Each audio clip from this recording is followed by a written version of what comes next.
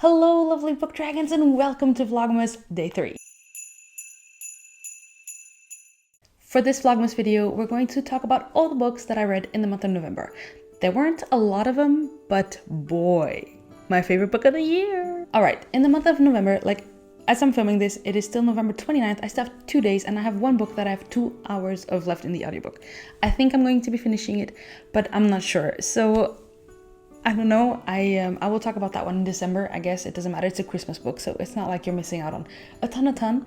But I'm going to be talking about I read 6 books. Yes, I finished 6 books in the month of November, and I'm going to be talking them right here, right now. And I'm going to go, you know what? I'm going to go from my least favorite to my favorite. Let's do that, right? Let's innovate. Whew, if we're starting at the bottom, I'm going to be talking about Uprooted by Naomi Novik. Whew, Uprooted. Right. Okay, so this book, it's been on my radar for a long time. I've owned it for a long time. A lot of people loved it. It was praised when it came out. It was like one of those books that everyone read. And I mean, the premise sounded interesting enough. Magical woods, stuff like that, like Russian folklore inspired. Sounded amazing. Whew. It was a flop. I finished it because it was on my top 10 to read, but otherwise I would have DNF'd it. This is a book, yeah, I knew that if I didn't put it on the top 10 books to read in X years, I would never read it because I just never was drawn to it. Unlike, for example, The Brandon Nightingale, which has very similar premise, I feel like. Well, very similar premise. Actually, not at all. It's probably just like the Russian folklore inspired. But those two books make me think of each other. And The Brandon Nightingale, I always want to read and I always think about. Uprooted was kind of like forgotten.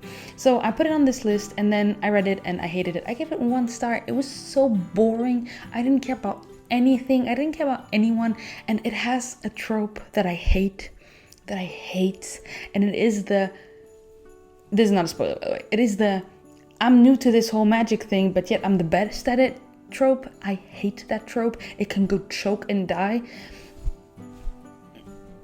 So yeah, this book, I partially listened to the audio because I couldn't focus on it physically. And even so, I didn't like it. I couldn't care less about the characters. I couldn't care less about the characters. I couldn't care less about the plot. I somehow still remember enough of it, but I didn't care. 1 star. Goodbye. Next up, I read Lock Every Door by Riley Sager with the Spooky Reads book club. I gave Lock Every Door 3 stars. It was not at all a bad book, but the ending was just so bad. I was enjoying this book. I listened to the audiobook as well, and I think I listened to probably 60 or 70% of it in one go because it was so intriguing and so interesting, and I just wanted to know what was happening. And then the ending, and I was like, what? This book was so predictable. The plot twist at the end was crap. I didn't like the ending at all. It was like, what? And the main character was so dumb. She kept on doing things like, you know when you have these characters that are like, this person would never do this. You don't know. You've known them for a day, so shut up about it. Or oh, hey, I just met you, but I'm gonna tell you every secret of my life and possibly about this disappearance of my friend. I'm gonna tell you everything I know, even though I don't know you. Why would you trust a person that you don't? Another book I gave 3 stars to, but I actually really liked, but it was more like a surprise 3 stars. It's kind of like a 3.5, and I kind of want to give it a 4, but it's this kind of book probably doesn't deserve a 4, but the book I'm talking about is Finding Christmas. This sounds like the most cliche, boring book that you would ever find. And it is. You know when you start the book. You know where it's gonna go. You know what's gonna happen. Just like any good Hallmark Christmas movie, am I right? That's the point of these. But this book was so cute. I mean, there was a border collie in it, and I absolutely, I'm gonna give this book a 4 stars. I'm gonna bump it up. I'm gonna add a star in my bullet journal and on Goodreads. I'm gonna give it a 4 stars because I really enjoyed this book. It was just everything I needed. I basically read it in 2 days, I think. Made me feel so much Christmas cheer. Yeah, this book is gonna get a 4 stars. Okay, I really enjoyed it. It is one of those if you like Hallmark Christmas movies, I think you would enjoy this a lot. And this one really has a lot of Christmas feels. This is all about Christmas. And I really enjoyed it. I'm probably going to reread this every year because it was really good. Continuing on with the 4 stars, I read The Yellow Wallpaper, which you saw in my Haunting of Halloween vlog, which I will leave linked down below. The Yellow Wallpaper is not really a book. It's more like a pamphlet that was written by a woman And this is like her experiences of how her mental illness was treated. And this book has inspired so many things. Like even the book that I'm going to talk about in like 2 minutes or so had elements of the yellow wallpaper. This book is so influential, and it actually changed the way doctors treated mental health patients. And this book was so good for that reason. And just like, it was a 25-page book, and it gave me more chills than anything I've read, I think. I really enjoyed this. And like I said, it's so short. Do yourself a favor, go read it, and you'll see how so many books have elements of this pamphlet in them. It's insane. The next book I read is Dawnshard by Brandon Sanderson. Okay, Dawnshard was like, came out of nowhere, right? Like Brandon Sanderson was doing this Kickstarter for his leather-bound Way of Kings edition, and he was like, hey guys, I'm gonna do a Kickstarter, and it was like funded in like 3 seconds or something like that. I don't remember. It was like something insane, and they wanted like 100,000 and they got like $3 million, something like that. It was like something insane. And he thought, okay, wow, people really backed this. I'm gonna write a novella, as you do, you know, like this is Brandon Sanderson. He's like, hey, as a gift for the Kickstarter, for my fans backing me up and giving me monies for these amazing editions, I'm just gonna poop out a 300-page novella. Like, what? How does he do this? How? I don't get it. How? And it was so good. I don't know how. Basically, in Dawnshard, we follow a character that we met in a couple of interludes, or in one interlude actually, in Words of Radiance, Risen, and she is a paraplegic, which was actually really, really great to see, because Brandon Sanderson went out and met up with people who lost the use of their legs to capture this character and her feelings and her experiences, and you could tell. This book was amazing. It was incredible. It added so much to the Cosmere.